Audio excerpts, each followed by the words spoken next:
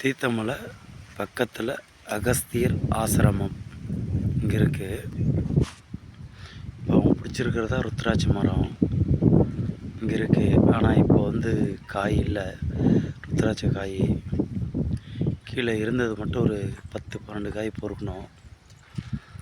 இது வந்து ருத்ராட்ச மரம், இதாங்க ருத்ராட்ச மரம். இப்போ ஆனால் காய் இல்லைங்க, அது சீசன் தான் வரும் அது அப்பப்போ. இதுதான் ருத்ராட்ச மரம். இந்த மரத்தில் வர காய் எல்லாம் பார்த்திங்கன்னா உங்களுக்கு 3 முகம் காய் தாங்க வரும்.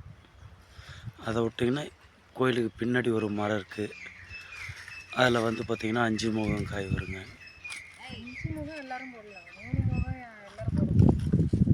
இதாங்க அகஸ்தியர் ஆசிரமம்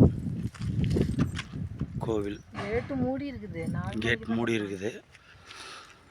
4 மணி ஆயிடுச்சு, இனிமேல் தான் திறப்பாங்க. இதுக்கு மேல் தான் கோயில் திறப்பாங்க.